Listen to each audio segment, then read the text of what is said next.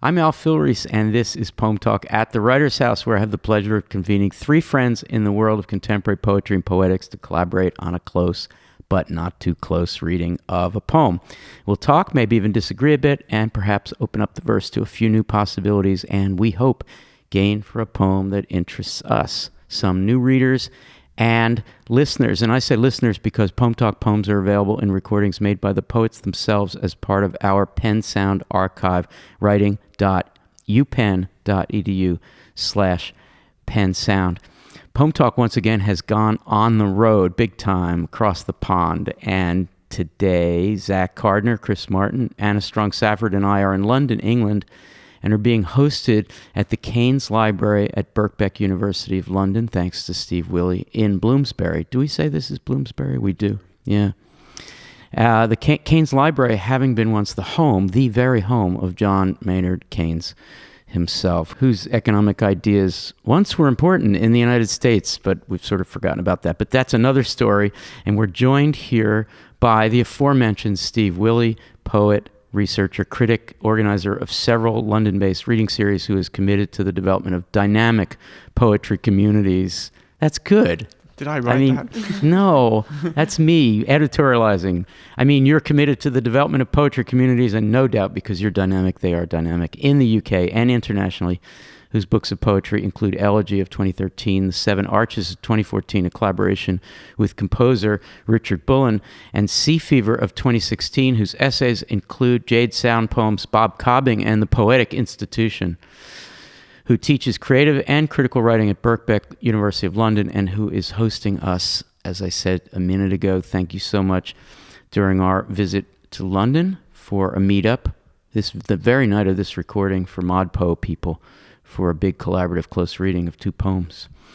And by Anna Strong Safford, whose poetry and fiction have appeared in Cleaver Magazine, the Pennsylvania Gazette, Peregrine, Poems for the Writing, and currently has a poem in issue 2 of Supplement, who has been a teaching assistant in the non-credit open online course on modern and contemporary U.S. poetry, also aforementioned, called ModPo, for 6 years really, and now is the coordinator of that project, and is currently also in the MFA program at Temple University, where she also teaches poetry workshops. And by Luke Roberts, author of Barry McSweeney and the Politics of Postwar British Poetry, Seditious Things, 2017, a new book, and books of poetry including False Flags, 2011, Left Helicon, 2014, Keep All Your Friends, 2014, and the forthcoming Sorbet. Do we say sorbet in London? Don't we say sorbet? Yeah, well, one of those. His long poem, To My Contemporaries, recently came out in the Chicago Review. Congratulations.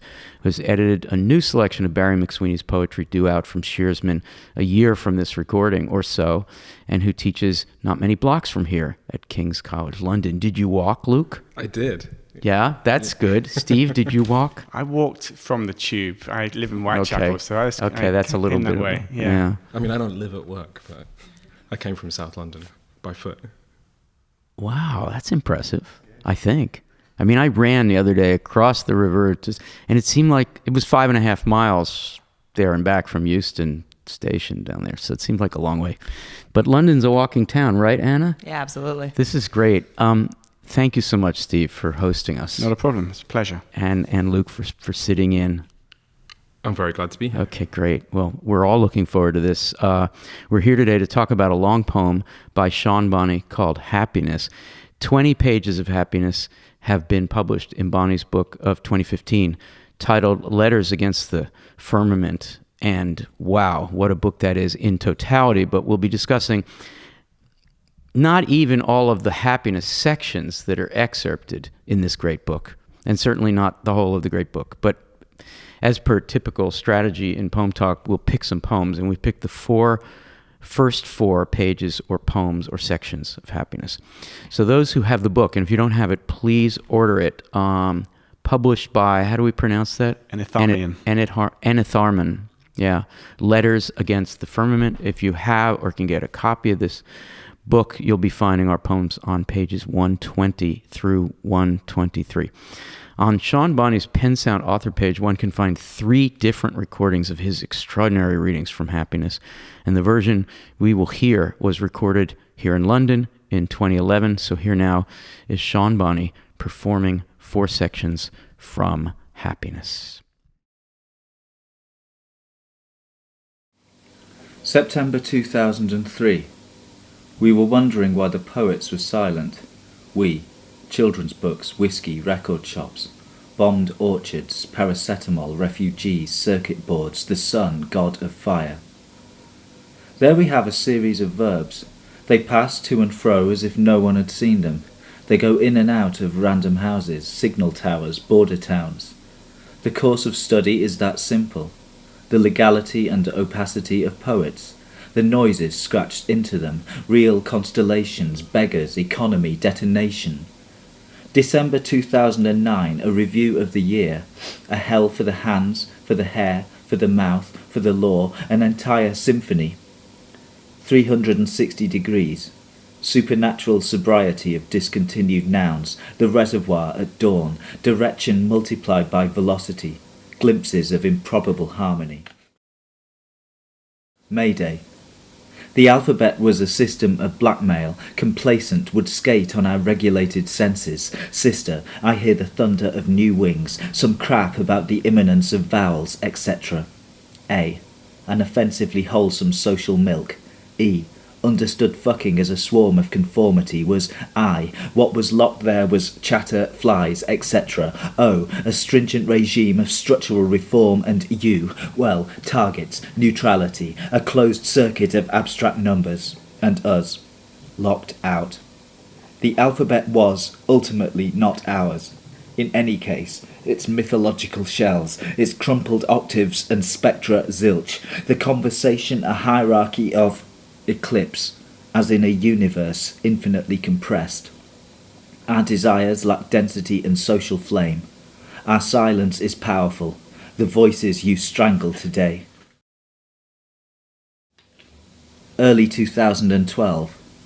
The latest news is political flashes superimposed on our rooftops. It is thin, our cynicism, the latest distinct word. Sometimes, when a specific distortion in the vowels is achieved, we can hear heaven. It is a kind of wall. All of our clear musical nouns. The morality of our achievements singing on the scaffold. And the riot squad have denied everything. Our laws and our tastes. This is harmony. Every possible combination of peoples and phantoms. Our sobriety and victims. This is our alphabet. Sometimes we get sick of our pious barbarism. We leap screeching into hell, our immense, unquestionable affluence. I understood money as a knife, would use that centrifuge. London, rotating embers of an abstract city, capital in red and black. It was sleeping, we were awake inside it. The opposite is also true, has blocked the antimatter of the speaking eye, has secreted memory, confronted its being as bourgeois love, that cannibal monstrosity, wherein government is at war with thought's productions of transparency. A pretty little enzyme dissolved our faces' history, privatized the place and the formula, consciousness in exile, mass without number, insurrection is value, meanings excoriate the enemy language. Steve, 3 of the 4 of these poem sections, and then probably 3 or more of the excerpts from the rest of Happiness, begin as time-stamped diary entries. Why is that important to you as you read this? I mean, you were here, you were around for at least the, I think, 2010-11 disturbances that are being marked here. You weren't around for the one, the Paris Commune of 1871, which is a key reference in the last of the pieces he excerpts. But what's the point of the diary likeness? Well, I was speaking to Luke before, I was saying, what happened in September 2003? Remind me. And I think that's part of the point of the poem. It's saying, well, what do you remember? What do you remember of your past? What can you access of that memory through the date? So what does that date stamp do to your kind of memory? And sometimes the need for collective memory in that space, because you need to talk to other people to remember. So in part, it's about kind of a constellation of different dates to create meaning and to make us think of the kind of history of the poem as being an interpretive frame for it. Yeah. For me, that's the first point. But then it also makes you think of very particular things. So September 2003, the Iraq War is still going on. I found out online by a bit of research that there was a kind of practice by the police if there was a terror attack on the London transport network in September 2003. So it forces you to kind of think, well, what in the past is relevant to this poem now? Yeah, that's great. A great start. And Luke, Steve just sort of implied that this is maybe an alternative history, a kind of narrative of the left, right? So of the quasi-socialistic or anarchic young left, new left.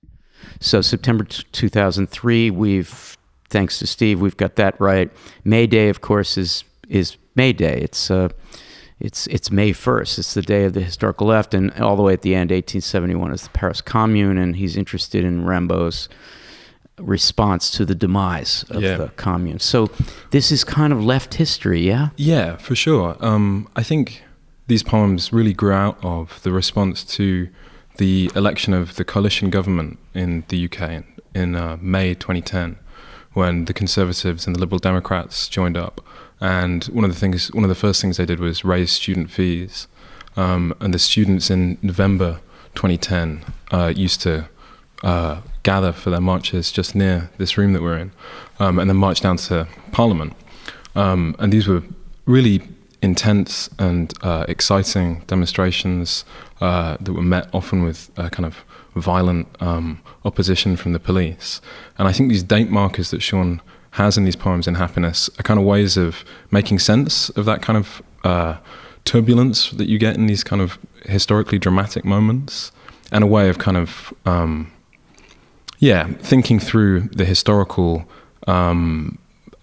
processes of revolutionary politics, basically.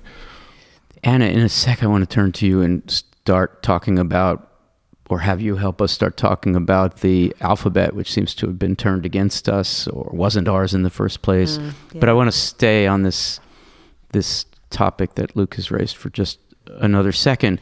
I mean, Sean Bonney, I take it, is not an academic, and therefore, or does he have an affiliation? Why was he invited to read at the student protests?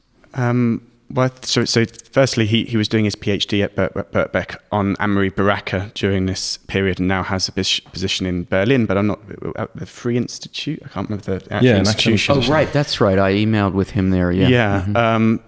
But also kind of cultivated lots of links with various kind of anarchist and communist groups in London. He used to write for the paper called The Commune, but I think he's always been very committed to understanding poetry and social struggle together.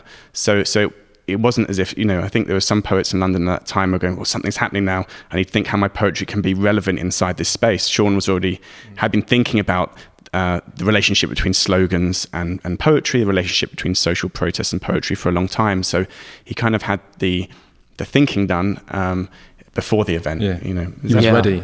Yeah. I mean, the reason I was wrong about that, but the reason that I thought that is in his letter on poetics, which is the epilogue of this book, or the last piece in the book, he really has to think his way through what might be described as a trap. He wouldn't like the phrase middle ground, I'm sure, but on the one hand, the student movement fails poetically because it's all slogans, or the poetics of the student movement.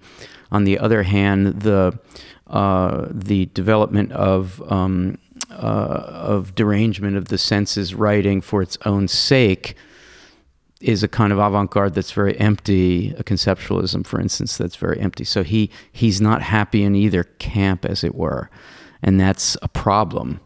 You know? I think it is. And we're going too far away from the close reading, but there's certainly a line from one of his poems where he talks about saying, yes, I gave readings in the protests and the occupations, and they did nothing. So there's, as much as Sean is interested in the political solidarity that poets can express with their work, there's always a self-critique there about the efficacy of that gesture. Yeah. And those two things are always present, and they're present in Rimbaud's work as well, which is a big kind of reference point for this poem, of course. Yes, and we need to get to that. But this is our topic. It seems to me in these excerpts from Happiness. What poetry is appropriate for, what poetry is commensurate with the situation. So speaking of close reading, Anna, May Day, in the second poem of ours, May Day, the alphabet was a system of blackmail, complacent, and later us locked out. The alphabet was ultimately not ours. What do you make of that? It's a problem for a poet if the alphabet is... Absolutely, yeah. If the alphabet's not yours, what are you writing with? Like, what's your tool? What's your text? Right. I think something I was thinking about when Steve was talking was that something that's so amazing about this poem is the way that the sort of poetic language and the language of protest are really clashing with each other. And there's moments where you really feel the language of protest and the language of Sean's poetics kind of commingling and emerging and just accumulating. And in the May Day, like, what an amazing poetic gesture, right? To take May Day, capital M, capital D, as like it's the 1st of May. It's a celebration. It's turn it into a cry for help. And turn it into a cry for help by clashing is that in English in the UK? May Day if your plane's going down. Yeah, absolutely. So we've got that there. May Day. The alphabet is blackmail. Yeah. Help me out of this alphabet problem. Right. So it's clearly that he's uncomfortable with the language of both, I think, and that level of discomfort is so evident in the way that this poem is not even comfortable with its grammar either. I mean, in his performance, he treats periods the same way he treats commas. Like the grammar of the poem even is a little shifty. It's amazing. Luke, in that poem, we have the vowels in order, A through U, set up. And of course, Rimbaud's vowels is crucially important. Let's bring Rimbaud into this. Yeah, so it's in the poem Delirium, when Rimbaud says he invented the colours for nouns, doesn't he? Kind of this kind of alchemical relationship to the language. There's two things I think that are interesting about these particular ones that are in this moment in the poem, because I think he does it in a couple of other sections of the Happiness poems. But when he says, what was locked there was, a stringent regime of structural reforms, and targets. They're kind of the O there is like an apostrophe, right? As well as being, by apostrophe I mean like an announcement, right? Right. As well as you being the targets, right? So language is always kind of slippery and suspicious, I think, in these poems. One of the things about the alphabet that I was wondering about was whether or not it's going to combine into these more malevolent forces, right? Like, I was thinking of like the UKBA, which is the UK Border Agency, and the DWP, which is the Department for Work and Pensions. So, like, the initials of the alphabet are going to be accidentally summoned in these poems. If you're dealing with the ghosts of Rimbaud and revolutionary history, Yeah, Steve. We should just very quickly, that kind of imagination of what the poem could do with its alphabet is kind of, and particularly thinking about law and the kind of government agencies that almost hide themselves behind their what's the correct term? Acronyms. The acronym of right. It's about legality and opacity, which is a phrase that comes up on the first page. They kind of hide themselves inside the behind the law and behind language. And poets can do that too. He seems to be accusing his colleagues maybe of hiding behind the institutional acronyms. Or at least legality and opacity of poetry. Mythological shells and crumpled octaves of the alphabet. I mean, in a sort of PoemTalk level simplification. These poems are disjunctive, but nonetheless often phrase by phrase lyric political criticism of poets, including this poet himself, right? So, Steve, he writes in this this wonderful letter to on poetics at the end. Read Rimbaud's last poems. They're so intensely hallucinatory, so fragile. The sound of the mind at the end of its tether in the process of falling apart. The sound of the return. This is the demise of the communards, right? The sound of the return to capitalist business as usual after the intensity of insurrection, the sound of the collective I being pushed back from the collective, the I as collective, which is a great derangement, back into individuality. He's making a Marxist claim, post-demise of commune claim, for a political reading of Rimbaud, a revolutionary reading of Rimbaud. And that's not the first time that's ever been done, but it's his major point here. Do you want to say something about that? And maybe somehow we get back to the vowels. I don't know how. Maybe, yeah. I mean, it certainly describes a kind of desperate feeling of defeat and confusion that I certainly experienced going on the student protests, where you felt there was such a sense of collective action and energy, where the direction of your own body on the street was beyond your individual control. You know, you're part of a group which weren't even sticking to the authorized routes of protest, which is one of the things you have to do in this country if you want to protest, is kind of clear the protest of the police. And then having that experience be kind of cut off and frozen, then you're left with, well, how do you incorporate that experience of the collective back into the self? Is that defeat, or can you somehow see that as an enriching process? And I think that's what that's why the poem's so beautiful, is because it's making that struggle, and it is lyrical, because it's like, well, how do I take the language of the collective into the lyric, into the I? Yeah. What would that look like? Yeah. Luke, Anna, any further thoughts on that? Yeah, I mean, I think there's some specific there's a specific heritage that I think the poems draw on. There's the book by Kristen Ross on Rimbaud and the production of social space that was reissued in 2008. Which is full of ideas about how space and history intersect, and about how disruptions to daily life might be retained, as Steve was saying it, how you might kind of salvage something from defeat, or how you might reorient your work as a poet once it's had this huge disturbance to it. The other thing, at the other end of the student demonstrations in 2010, are riots in August 2011.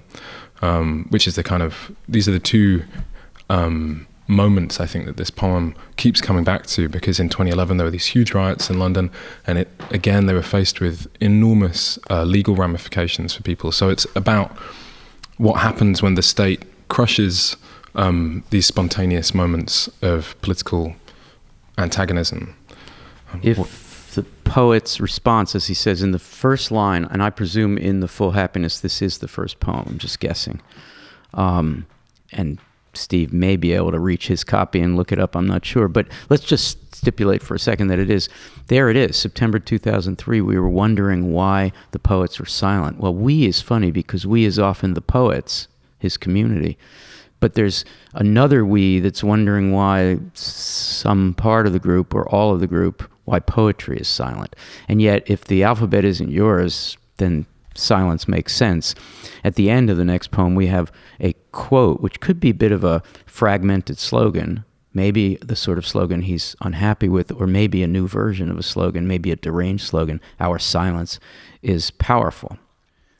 I mean, I looked that quote up, and it's an interesting one. So the quote's from August Spies, who on the 4th of May 1886 was involved in something called the Haymarket Affair.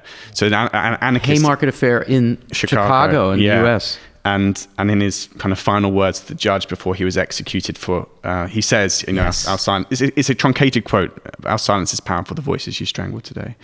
So again, it's kind of on this particular section, the second page, there's kind of this constellation of anarchist sources, because you have August Spies. There's a quote above, "Sister, I hear the thunder of new wings," which is from Shelley, Prometheus Unbound, just after the Furies come together and kind of say, unleash hell on Prometheus.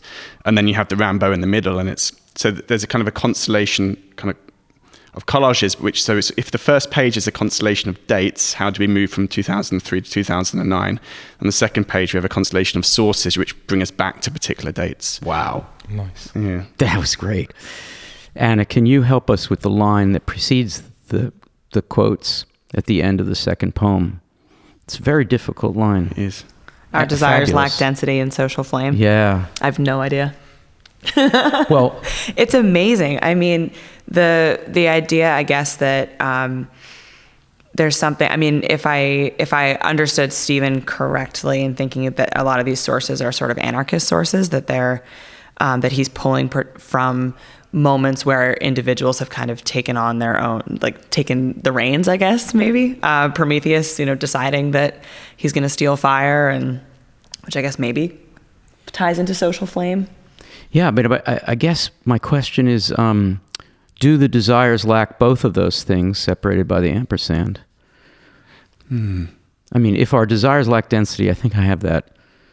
If our desires lack density and social flame, where are we, and how does that set up this bit of anarchist history? Well, it just makes it difficult, right? It makes it difficult to get anything, quote unquote, accomplished.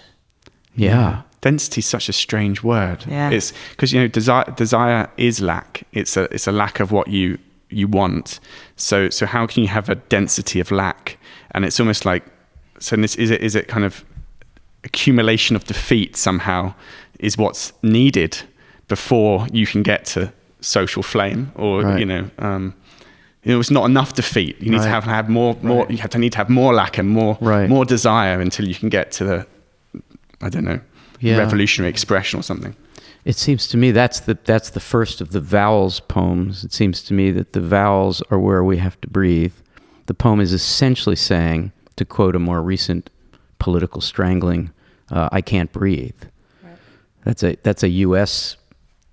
Black Lives Matter sounding, but I think Sean Bonney is in touch with that here. And so if the vowels are fucked and our desires lack density, it's pretty hard to breathe as a poet. Of course, poetic breath is everything.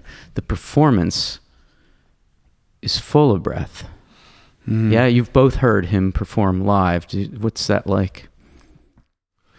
Great. It's the most kind of vital poetry I've ever heard, and you feel it in your most. Well, That's saying because something. Sean kind of, there's a rhythm to his body when he reads the poem, which I can't help but now imitate when I hear it even being recorded.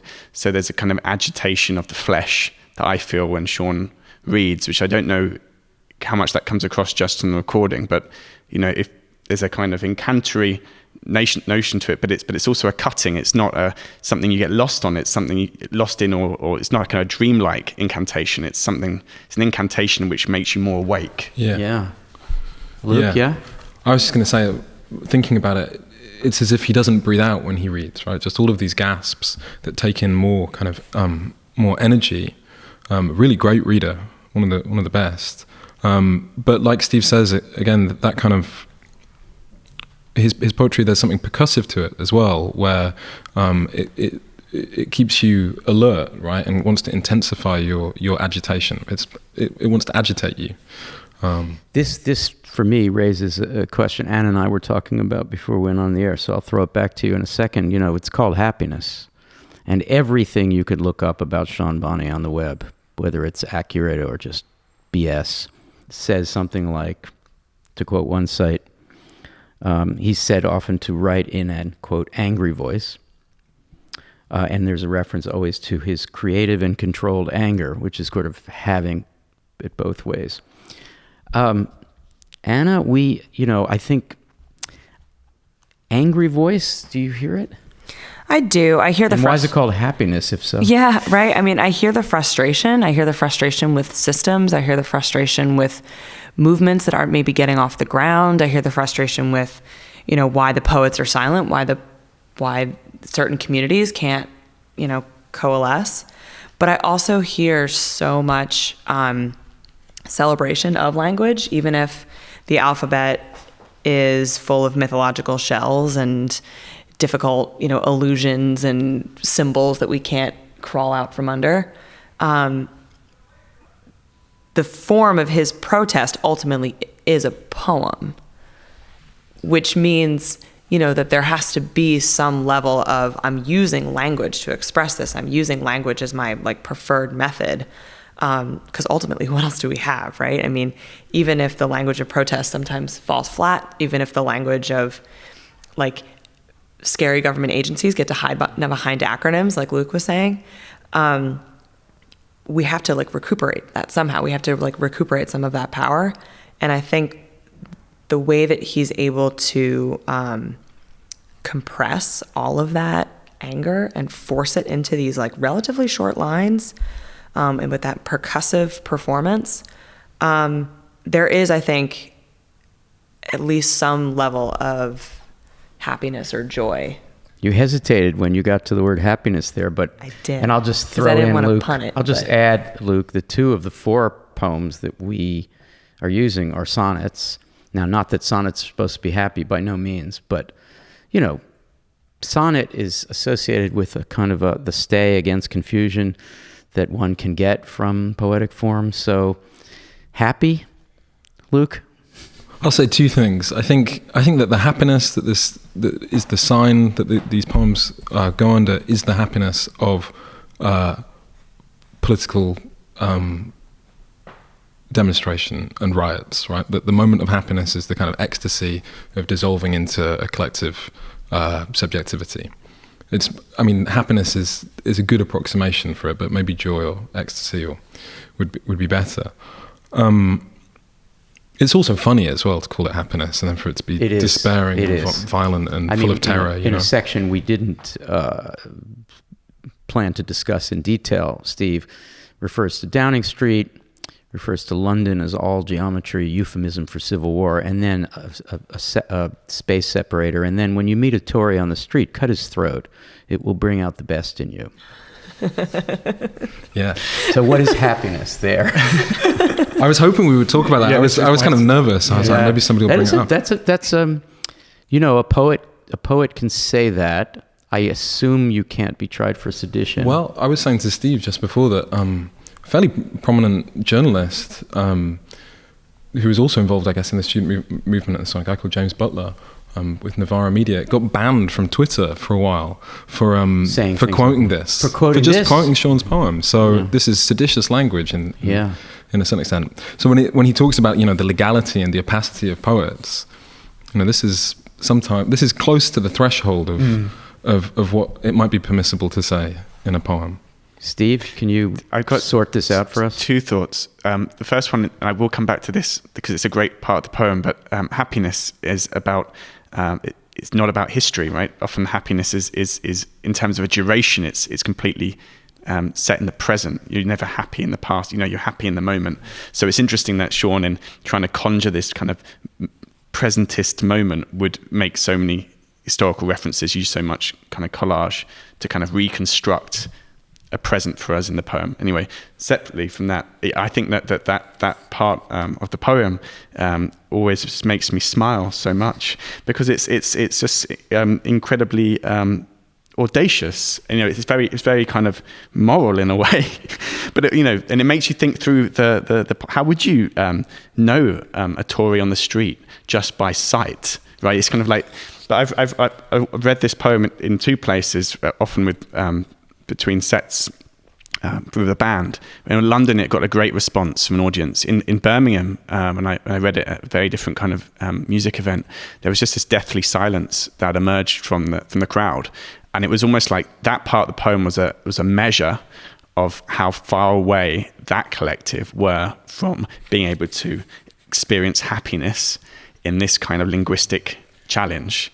And it was like, wow, if this is revolutionary poetry, if this is the violence of a revolution where this actually might happen, which, because most revolutions are violent at some point, the poem becomes a measure of our distance from the reality of the revolution. You're saying something about class and academia, no? Or artist circles that are likely to form in London? I think that's right. Yeah, there was definitely a fixed.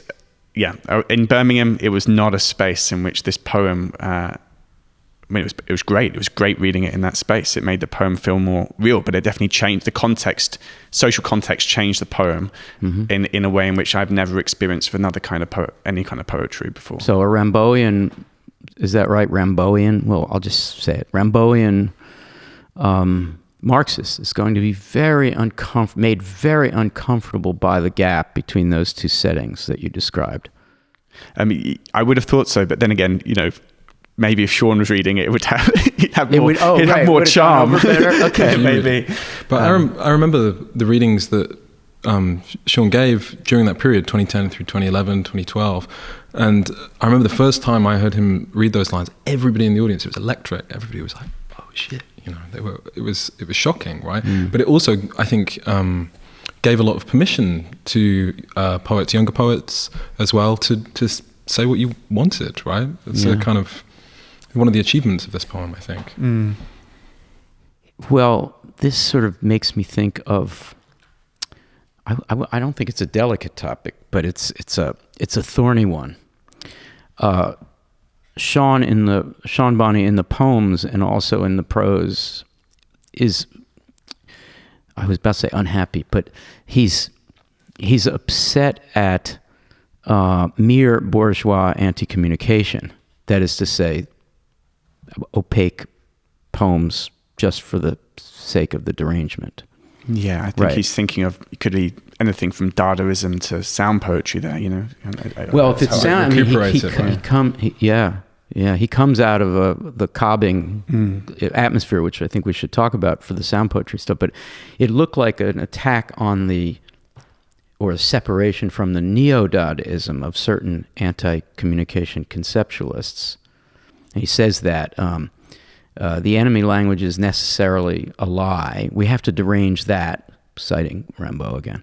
But how do we get to that without turning into lame-assed conceptualists, trying to get jiggy with their students? So there's something specific he's saying there. Think about that when you're going on about rebarbative avant-garde language.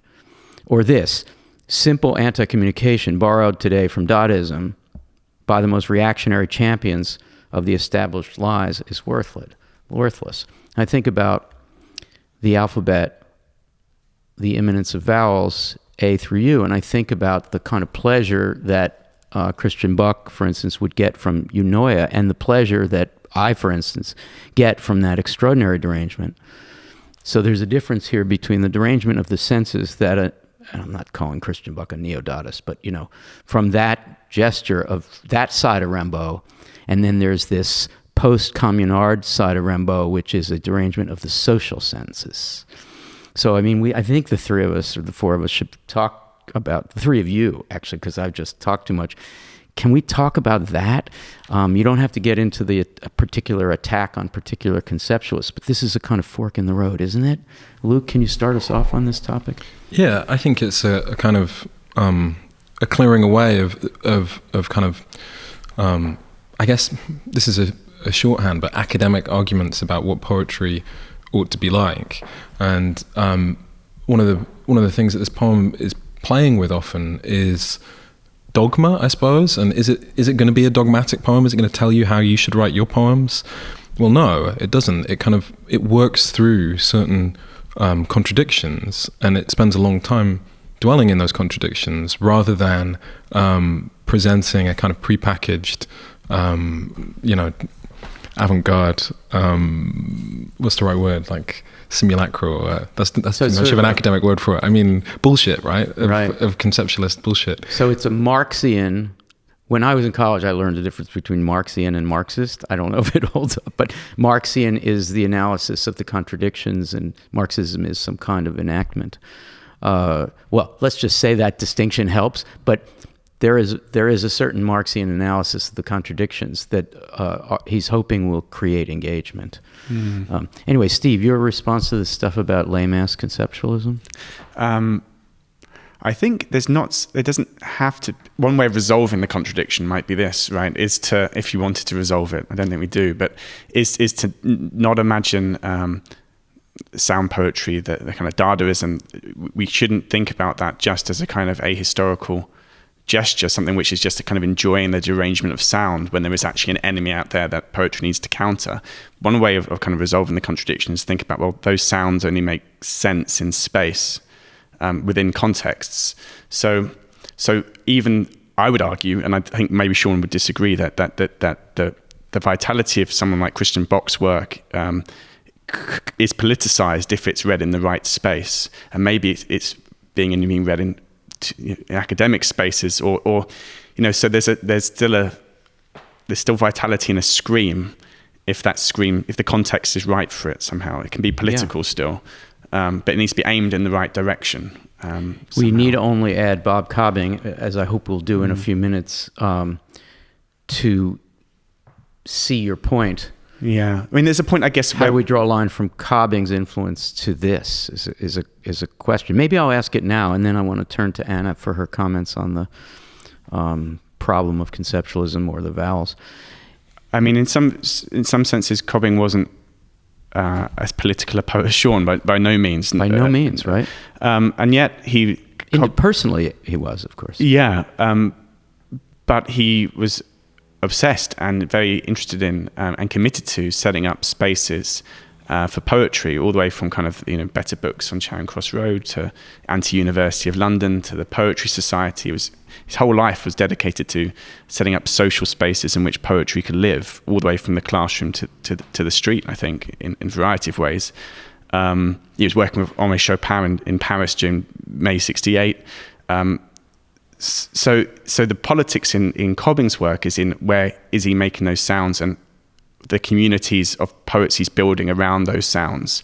Where I have a problem with Cobbing's work is when the kind of sound for sound's sake is celebrated as some kind of radical gesture, when it's not. When there is actual kind of a language of the enemy, or an authoritative language needs to be challenged. Sound poetry is not up to that challenge. So I think there is a way of thinking about Cobbing as a kind of a poet activist, which does make, there is a line to kind of Sean's work there, in that commitment to other people, the commitment to the collective, the commitment to making sound together, where I see a line. But we take the sting out of sound poetry if we don't think about the kind of actions of poets alongside the sounds they make. Does that answer the question? I'm not sure it does. Yeah, it does. It's but what makes it more complicated? Luke, Anna, where do we go on this topic of sound as radical intervention? Well, sound is absolutely radical intervention, especially in this poem. I mean, if part of his argument is that he is resisting poetic opacity, right? If he's resisting the idea that poetic language necessarily has to be like highbrow and difficult and, opaque for the sake of being opaque, and like resisting all of those impulses, it can also then still be a process of estrangement. It can also still be a process of asking a reader to attend to distortion and attend to something different, and I guess drawing attention to the reader's hearing the thing that Bonney then wants us to hear in the language, like pay attention to this particular element of the language of protest, or this particular element of the language of systems or governments or whatever it is, or this particular vowel sound or this particular noun. Yeah. I think that's really what he's after. I mean, we haven't talked about this section yet, but we heard it in the section that begins early 2012. He says, and I'm looking in like the third line, it is thin, our cynicism, the latest distinct word. Sometimes when a specific distortion in the vowels is achieved, we can hear heaven. That's the ideal moment, the ideal expression of like when we can get ourselves distant enough from the language that we use every day, we can get to a kind of poetry that's going to make us. So that's a Bob Cobbian, John Cagean, Jackson McClovian utopian moment. But unless then, it's ironized. But then you need This Is Harmony, every possible combination of peoples and phantoms. It's not enough just to have the distortion of the vowels. You need the harmonies, right? A stacking of sounds on top of one another. It's vertical rather than linear, right? So, and you have singing on the scaffold in the middle as well, right? Yeah. So you have August's Spies or the Haymarket Martyrs. And the pious barbarism, we get sick of your pious barbarism. This is a sonnet. So this is a sonnet that's busting out. One of the set piece statements people make, or one makes, about Sean Bonney's poetry overall is that he seeks to voice the otherwise unheard voices. So if if those voices are strangled, if the alphabet seems to have been hijacked or made into a hostage, the kind of noise you hear from a Bob Cobbing piece is that kind of choking, the voice is strangled. If he is singing for those voices or singing on behalf of those voices, I mean, that's a leftist cliche. The poet sings for the voices otherwise unheard. Does that hold up here? Is that an aim, Luke? I think it's weirder than that, right? I think that there's two things that we ought to think about. One is harmony. Maybe we'll come back to harmony in a second. Firstly, I think that rereading these poems, I was reminded of Spicer most of all, right? And receiving messages, and Rimbaud is like Lorca in After Lorca, or is, structurally similar. And it's like receiving messages from the past and from the dead. This is dangerous stuff, and it's difficult. And so it's full of interference too. So these moments of distortion. Now, I think distortion is something that is valued, right? It's something good, because harmony is treated with suspicion throughout this poem, because direct language, smooth language, articulate language, right? He says that specifically. Yeah. I don't know how far we can get into this, but I was looking up the epigraph here. Yes. Where he Can says, we read the epigraph? "It is impossible to fully grasp Rimbaud's work, and especially Une saison en enfer, if you have not studied through and understood the whole of Marx's Capital." Sorry for my French. Now that's playing with a line from Lenin, and Lenin said, "It is impossible to fully grasp Marx's work, and especially Das Kapital, if you have not studied through and understood the whole of Hegel's logic."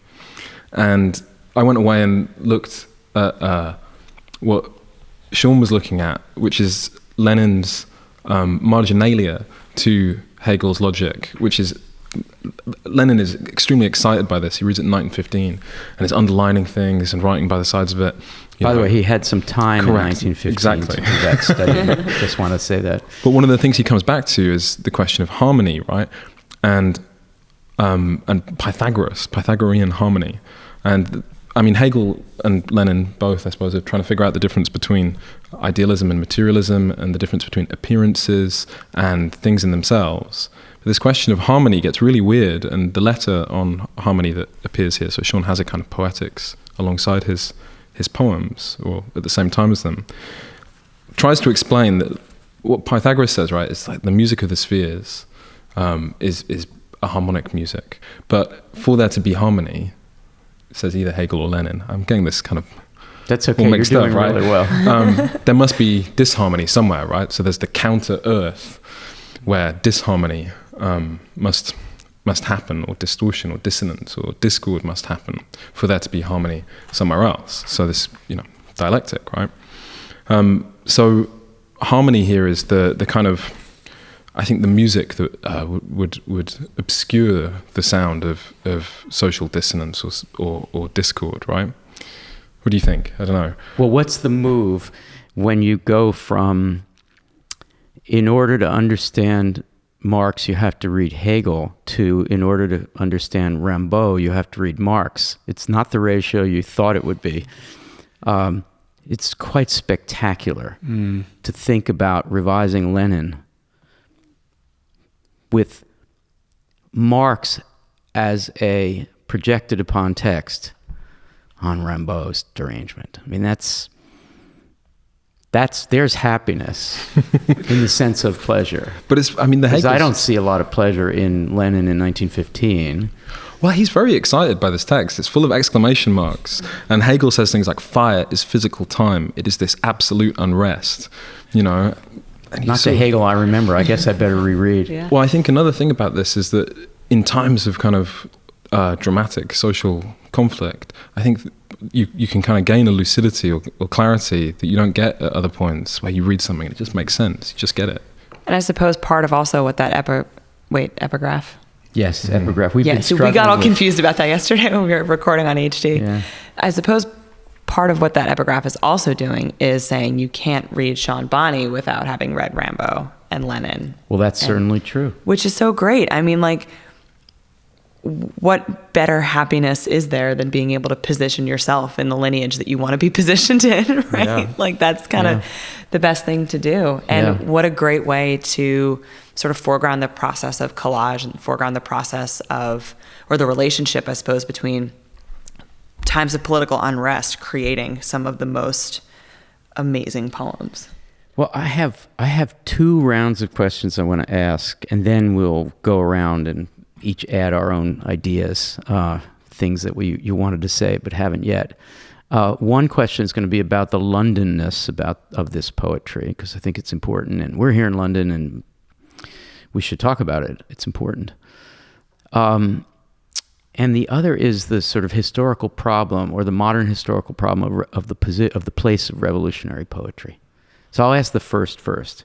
It strikes me that Sean Bonney's topic, and he's brilliant on it, and suggestive and generative, is that the way, this is a problem that in the UK, in London specifically in the 1930s, poets who had just come out of modernism tried to figure out whether Poundian fascism and Steinian,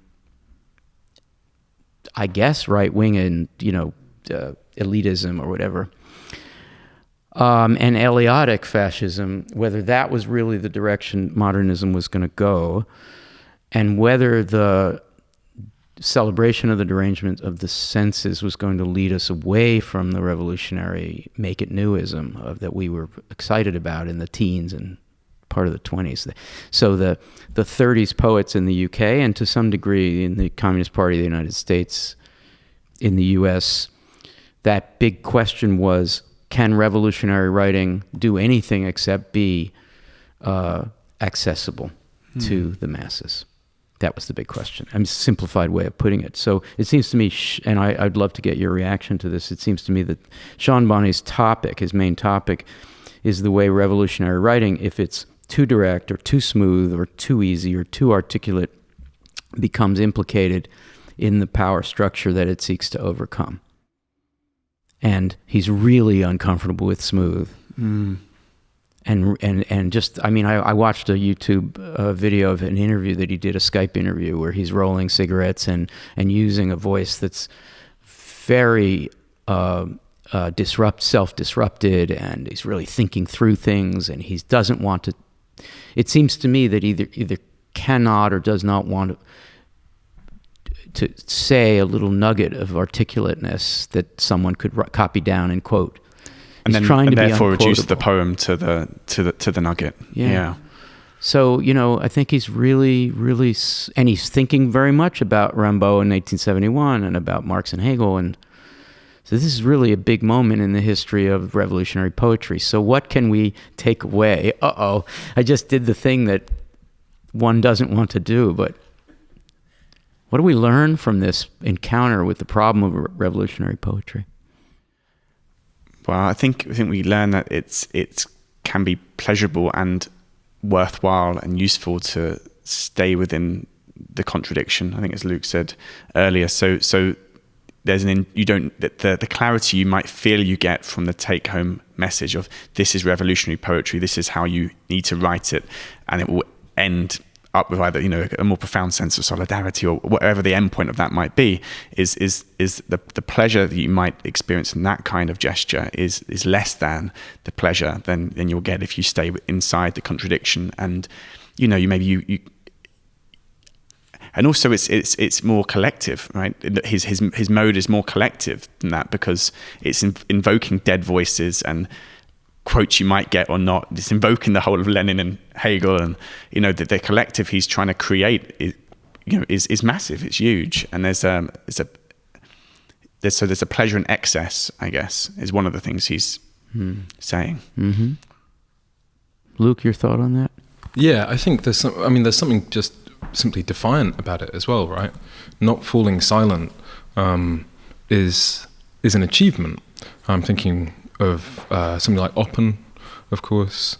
Who did fall silent just at the point where he was most engaged with daily activities in the Communist Party of the United States for decades. Yeah, and then and you can find this problem in lots and lots of poets who are involved in political activity. Mayakovsky says he had to put a boot on the throat of his song. So this is always a problem for poets. Like, what are you going to do? Or even, just to interrupt, but just even someone like Reznikov or someone like that who goes the other way and produces poems which are kind of pure quotation, and there's no necessarily lyric voice or interruption. Well, that's arguable. There is a lyricism. Well, it's a way out of the writer's block at the point of the most revolutionary engagement, right? It's just copy things down, I suppose. Yeah, when he, and Anna, I'd love your reaction to this. In his, again, the letter on poetics goes back to the student movement. So he's asked to read. I started thinking the reason the student movement failed was down to the fucking slogans. They were awful, as feeble as poems. Yeah, Y-E-H, yeah. I turned up and did readings in the student occupations, and frankly, I'd have been better off just drinking. It felt stupid to stand up after someone had been doing a talk on what to do if you get nicked or whatever, to stand up and read poetry. I can't kid myself otherwise. So this is the poet pushing as hard against his own poetry as possible. What's the way out? Well, I suppose it can feel a bit futile sometimes. You can feel a little bit helpless. You can feel like your method of engagement maybe isn't reaching the widest audience if you're doing something that's difficult. And I think that was part of what you were saying about the communist poets of the 1930s in the United States, that they felt that their radical message had to be conveyed in a form that was more like quote unquote accessible to the masses. It had to be in forms that were familiar to them. They were also told this by party functionaries. So that True. And I'm not sure that there are the equivalent of party functionaries Right. in this group. So that's probably not. Probably not. But it's still a problem that the poet has to kind of contend with, especially if you have a particular set of aesthetics and a particular set of concerns and interests in language, and part of your value is to estrange people from the language of slogan and the language of agency. And what is poetry if not that? Right. It's So to take you away from the temptation to sloganize. Certainly. It seems to me. But I think there is another part in Sean's work. Down he with says Auden. He would like, maybe he says it in an ironic way, but he'd like his poetry to be equivalent of the slogan. And I think so that maybe we need to kind of look back at the slogans that the students were using them. They were very kind of often like quite socially democratic. They were apologists. They weren't extreme in any means, Whereas Sean was on the marches with a megaphone, saying, we will bury your dead or eat your dead. I can't remember the exact thing, but it's like this is a slogan. Like this is what's the most extreme. I don't know. Right, like is it a slogan if you just shout it, or if it, like right, like when does a slogan be? We will bury you. I think. Right, like slogans become slogans for a reason, right? They become slogans because someone says it, and then someone else says, "Yeah, that's what I feel too." Like a slogan becomes a slogan when people start to agree with it, I suppose. But the way that he's, I think I want to go back to something, Al, if that's okay. Please go back to something that Luke was saying about quotation, and I think that. When Luke was saying that, or I guess Steve also was saying that Reznikov his own language collapses into just quotation, right? Like, it's not that there's not value in quotation. Like, quotation can be valuable because when a poet is quoting something that happened in an unpoetic context, you treat that language poetically instead of treating it wherever it came from, like in whatever source it was from. So what's so great about that for Sean Bonney is that he gets to accumulate the language of slogan, the language of all these other sources that he's drawing upon, and we then encounter that in the space of a poem, and that sort of recontextualization I think is really, really important. And it's not about like divorcing the political language from its political moment, because we have these, at least in these 4 poems, these timestamps, and we have the historical referent of the Paris Commune in the section that Al was quoting. It's a super, super powerful move. And if we can learn to treat that kind of language as poetic, we can continue to attend to it, I think, in the way that Bonney hopes that we will. And in that sense, it's not futile. It's the opposite. Yeah, saved. Yeah, it can feel that way when you're standing up there looking at a semi-asleep or drunk audience. But like, I hope that, if he ever listens to this, he knows that it didn't fall on deaf ears. Oh, That's a sweet. That's a happy.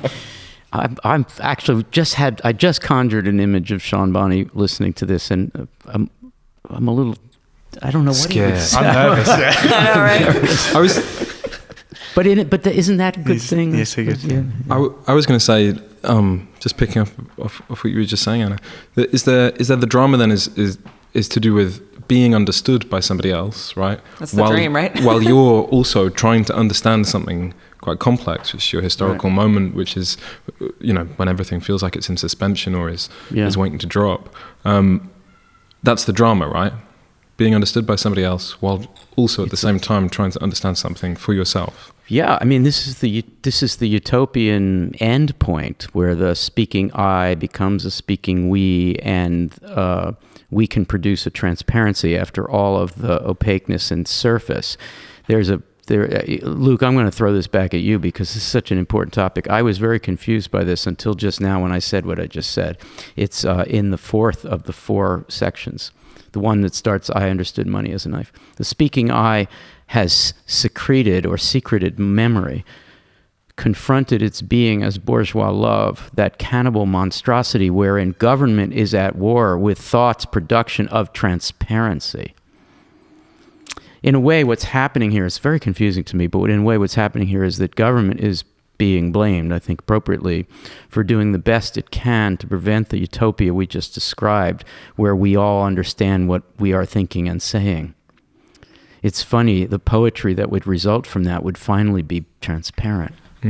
Avant-gardists have been arguing for so long that transparency is the enemy. And also potentially contradicts with the first poem where we have the legality and opacity of poets. So at the end you have some gesture towards transparency, but at the beginning it seems to be the opacity of poets, which kind of keeps them safe in the face of the enemy. So yes. So Luke, Steve just loaded up the problem now. Can you solve it?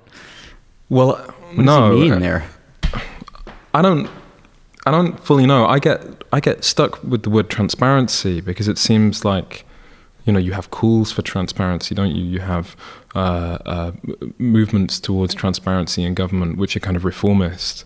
I wonder if transparency there is a kind of suspect word of kind of jargon, or if it is, as you say, to do with like clarity, thoughts, production of transparency. But then the section or the line, I don't know what to make of these punctuation marks either. Greater than, less than? Yeah. I have one thought about that, but maybe it takes us away from the actual No, go problem. ahead. That it's a sign. It's a sign that denotes inequality, right? Very quickly. So you can think about it as greater than, less than, but I think in essence it's like, okay, I'm going to mark this poem all the way through with this sign of inequality. Things aren't equal, and there's a kind of He doesn't perform it though. No. Yeah. Luke, do you remember what you were saying? Just what to do with this next section, a pretty little enzyme dissolved our faces history. So you have the thought. Is that the transparency? The thought, Tristan Tzara says thought is in the mouth, right? Doesn't and so you have the thought, which is in a head, but then the faces history gets dissolved in the next line. So I wonder just what the relationship between these lines is. I mean, we haven't talked about it in sonnet form yet. I've mentioned it a few times, yeah, but nobody's picked up on it. I was wondering about it because I think that was the Commons, was that sonnets as well? So Sean's book, just before all this started, is a long set of sonnets, which are great and which I think kind of discovered some of the kind of movement that he said, or freedom of movement, I guess, that he's able to get in these poems. Especially in terms of citation of kind of dead and forgotten sources. It's almost like he calls it in the tradition of the cuckoo song, kind of stealing. But then, so I think that this is like an example of the most compressed kind of thinking that's going on in the sonnet. But I don't know if it makes cumulative sense, right? No, because if you actually read these pieces of grammar, I guess, as words, it becomes even more confusing, but it's fun.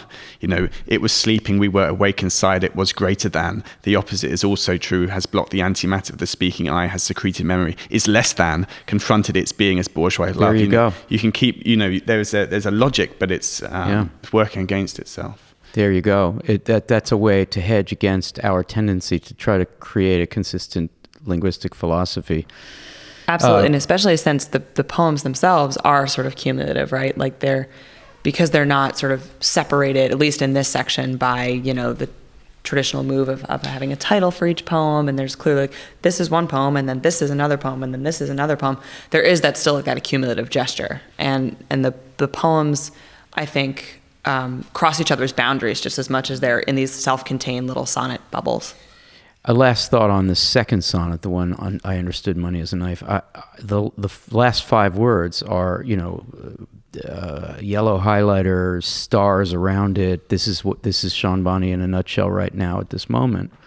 Meanings excoriate the enemy language. I mean, so that's a nugget. That's a chestnut. That's a great way to end a sonnet, in a traditional way to end a sonnet. It really just does it all. I mean, I find the hardest word in that. I mean, it feels like a slogan as well. It feels like a slogan from the future. Right? So maybe it's ironized? Well, I don't know. I mean, it's like all through this, it's been the kind of meaning has been under attack because meaning comes from the alphabet. The alphabet is suspicious. It's blackmailing us. And yet here, meanings seem to be something positive, something that can strip the skin from the language, and the skin's the organ of the body, right? So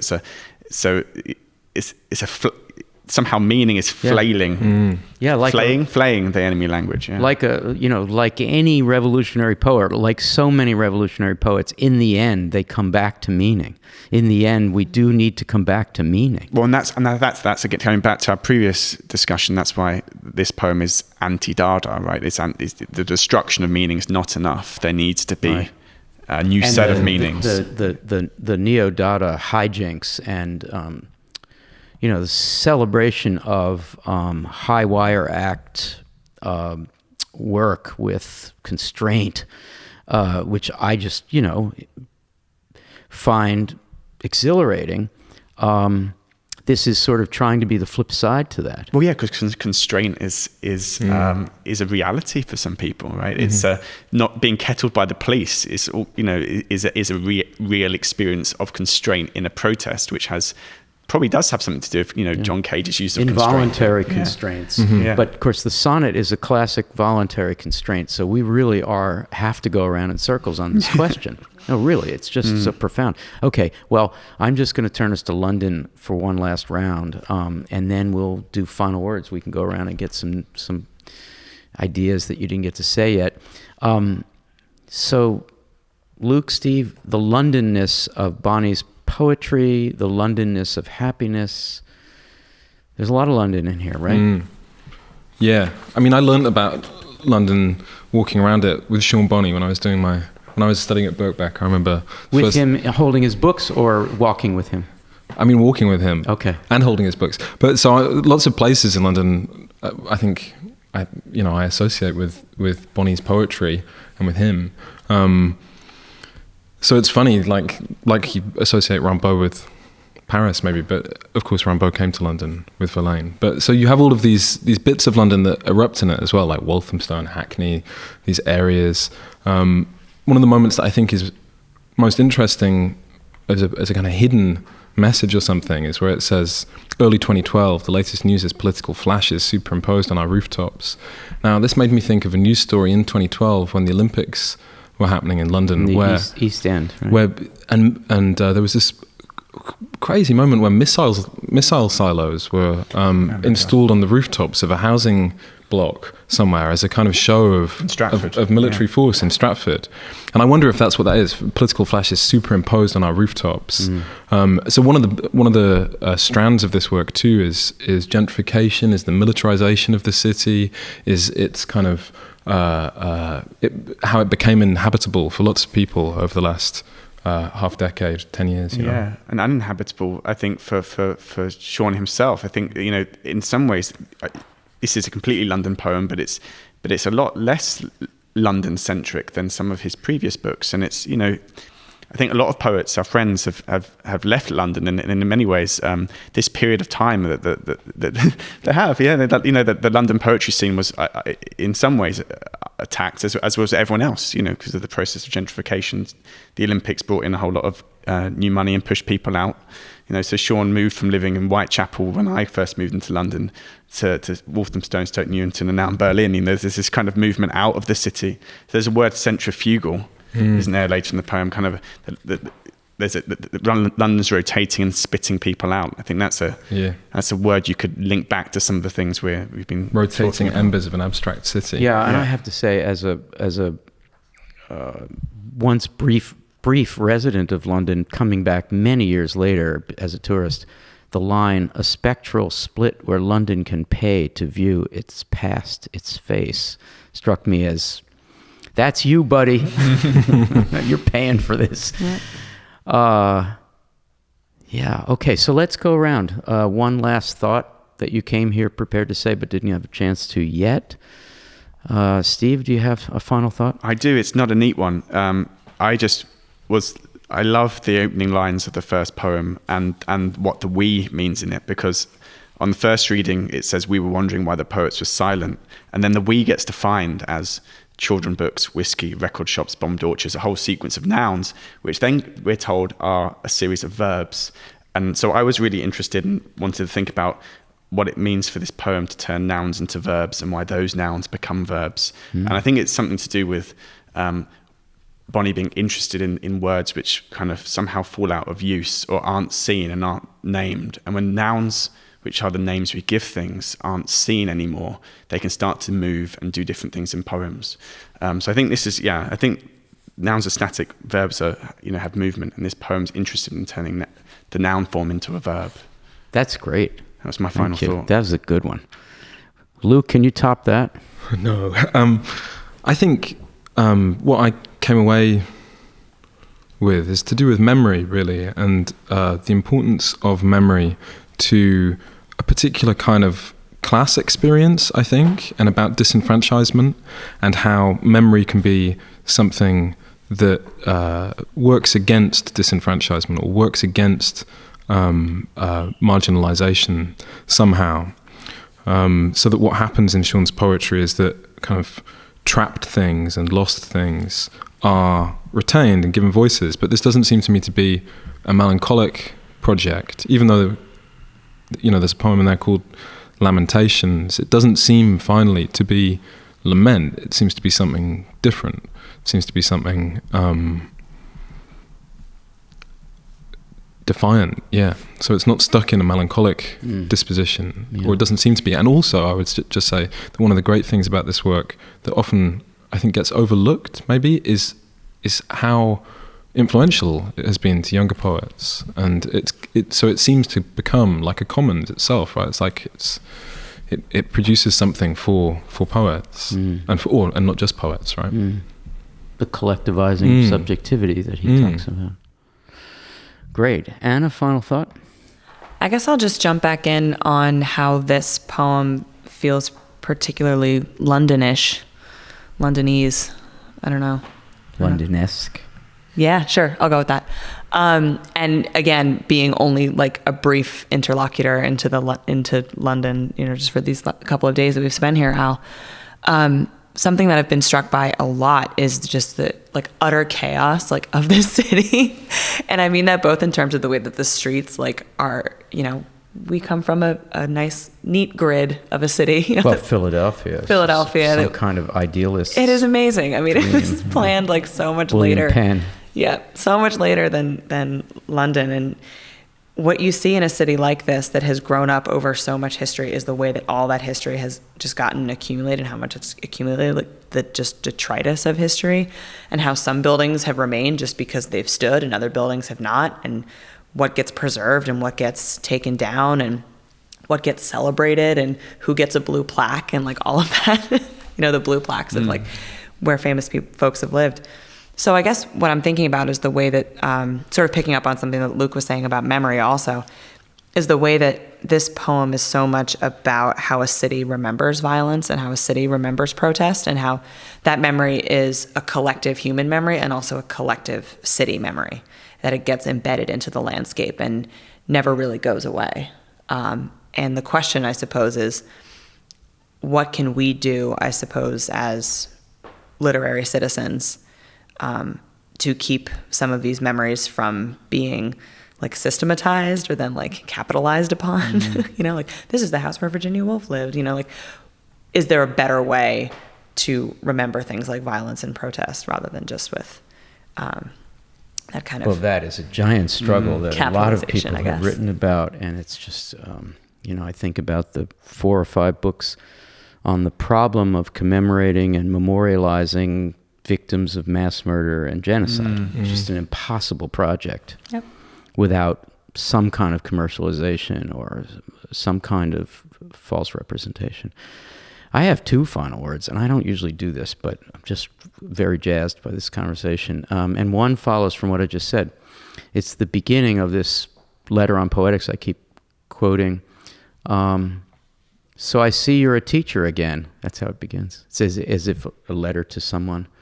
November 10th was ridiculous. We were all caught unawares. And that we, quote unquote we, is the same as the we in these poems, as against them, and maybe against you, in that a rapid collectivizing of subjectivity equally rapidly involves locked doors, barricades, self-definition through antagonism, etc. If you weren't there, you just won't get it. This puts me in mind of the studying that I have done of life lived in extremity. One of the remarkable things that a critic by the name of Terence Dupre observes in a book called The Survivor, which is not only about prisoners in Nazi concentration camps and death camps, but also people in the gulags and other political prisons, that the we that gets used, which had been in their training and the training of many of these European victims, was an I. It was a fancy way of saying I. It was the royal we, I guess it's called, becomes a collective, and the shift in many of the writers from within these camps and within these extreme situations becomes a kind of super objectivity, which is to say the collectivizing of subjectivity becomes a way of saying we, and any one we, any one member of the we can speak objectively for the whole, which in normal circumstances is presumptuous and theoretically impossible, but in life in extremity becomes exactly what Bonney is talking about.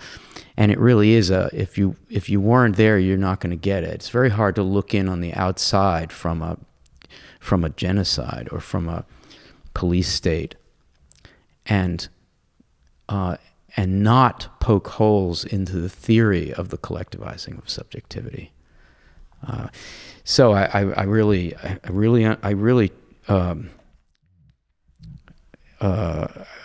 interested in that move that gets made by revolutionary poets.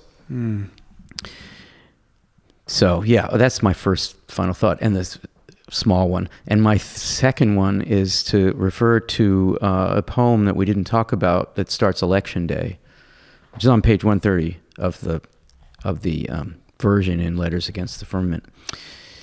Election Day, terminal, a cluster of predecessors in the language, i.e. cells of racist light in verbs tumbling Belgravia or something. An adverb, think of adjectives as refugees.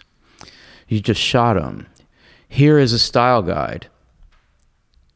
E, a deficit line. A, negates the interruption of the speaking I. U, the system of collective thought. I, unable, unwilling to find work. O, beyond the certain tendency of stoic disdain. This is my favorite passage in the book, because what it does is it takes this vowelizing and scrambles it for what is the most systematic and organized day for the polity, Election Day, which is supposed to be very, very organized, in which one person gets one voice. And here the vowels get scrambled finally, because the earlier instance of that, the vowels came in order, A, E, I, O, U. Well, we like to end Poem Talk with a minute or two of gathering paradise, which is a chance for all of us to spread wide our narrow hands to gather a little something really poetically good to hail or commend someone or something going on in the poetry world. So who wants to start? Steve, you look like you're ready. I'm ready. I can start. So All right, I have two. One is there's a poet called Fran Locke who's London-based. Is it L-O-C-K? L-O-C-K. Yeah, just no E. So yeah, Fran and then Locke. And she's got two books, one kind of slightly older and one very new, which is both are worth checking out. So one's called The Mystic and the Pig Thief, which is Salt 2014. And the other has just come out as a chapbook, as part of the Loudenham chapbook anthology. And she's one of three poets in that. That's published this year. So that's from Loudenham Press. And I've got one more, if that's okay. Please, is that allowed? Please. There's a Palestinian poet called Nawaan Dawish, who welcomed me to Palestine last year. He's got a book called Fabrications, which is extraordinary. It's in Arabic, English, and Spanish. Published by Al Field Publications in Palestine, and very much worth checking out. Fantastic. Thank you. Luke, Gather Some Paradise? I should say that I'm here standing in for Andrea Brady and filling her serious boots, and she wanted me to mention some of the paradise that she's gathered, specifically the work of Verity Spot, which I'm very happy to do, and to mention, I suppose, especially this book, Trans Manifestos, that Verity published in 2016, I think, with Ship Valley Press, who also published just recently a new book by Danny Hayward, which is called, it has this kind of prog rock title, 1, 2, like I/II in quotation marks, but it's very good. And it's printed on tracing paper. Yeah, 8.5 by 11 tracing paper. Yeah. That's really cool. Yeah, they're both kind of ferocious, excellent poets in the manner of Sean Bonney, I think. Fantastic, thank you. And thank you, Andrew Brady, for passing those recommendations along. Anna Strong Safford, I was going to say, do you want to do Peter, since Luke gave? We should shout out to Peter. We should shout out to Peter, whose shoes I am filling, coming off the bench to fill in for Peter Middleton. He sent you a bunch of notes. Do you want to consult those notes? All I want to say, you know what I'm going to do? I'm going to take Peter's notes. I'm going to put them into a paragraph form and ask him if we can put it in the program note that will accompany this. That's a great idea. In Jacket too, because we miss Peter and Andrea. Yeah, that's a great idea. Fantastic. Well, my Gathering Paradise is a poet born in Bethlehem, who's a Palestinian poet also. Steve, didn't know we were going to say a similar thing. His name is Ahmad Amallah, Amallah. He is yet to find publication in a book. He is writing in English after many years in the United States. He's in Philadelphia. Please have a look for his poems, some of them online, and as they emerge, I just read a set of 6 or 7 of them, and they're just really amazing. Ahmad Amallah.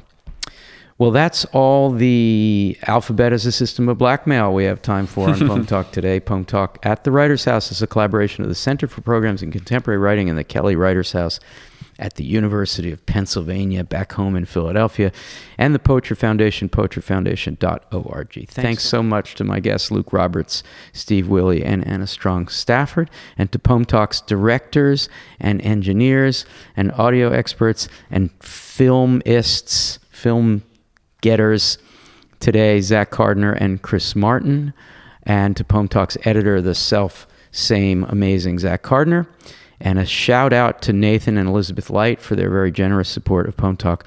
Next time on PoemTalk, we'll be back at the Writers' House in Philadelphia, and we'll be joined by Clark Coolidge himself and others to talk about the experimental Jack Kerouac of Old Angel Midnight. And Luke is like, get me over there. Spontaneous bop prosody. Isn't that going to be amazing? Yeah. This is Al Filreis, and I hope you'll join us for that or another episode of PoemTalk.